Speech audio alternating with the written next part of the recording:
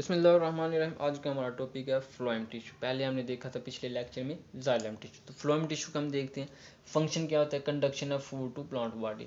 ये जड़ से लेकर एरियल जो पार्ट्स होते हैं, ऊपर जो शाखें मौजूद होती हैं, वहाँ पर क्या करता है, कंडक्ट करता है फूड की सप्लाई करवाता है। टू टाइप्स ऑफ सेल, जैसे कि हमने पीछे देखा था कि कंपाउंड टिश्यू के ऐसे टिश्यूज होते हैं जो दो सेल्स के मिलने से बने हैं होते हैं। तो फ्लोएम की हम बात करें तो ये भी दो टाइप्स ऑफ सेल से मिलकर बने होते हैं। एक होता है सीव ट्यूब और दूसरा होता है हमारे पास companion cells.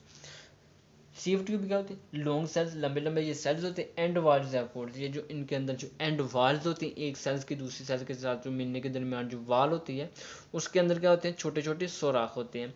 Joint form long tube, और ये आपस में क्या करते हैं, ये जो सीव सेल्स होते हैं आपस में जुड़ते हैं ताकि क्या बने, एक लॉन्ग ट्यूब होते हैं, और उस ट्यूब का हम नाम देते हैं सीव ट्यूब का।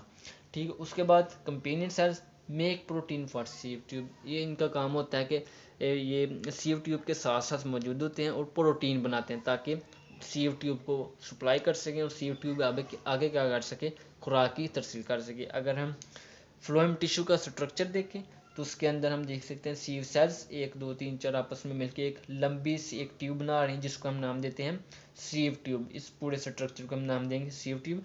और उसके साथ हमारे पास कंपेनियन सेल्स मौजूद होते हैं जो कि प्रोटीन बनाते हैं। प्रोटीन बना के हम सीव ट्यूब को सप्लाई करते हैं ताकि ये अपना काम जारी रख सके, यानी कि खुराक की तरसील कर सके।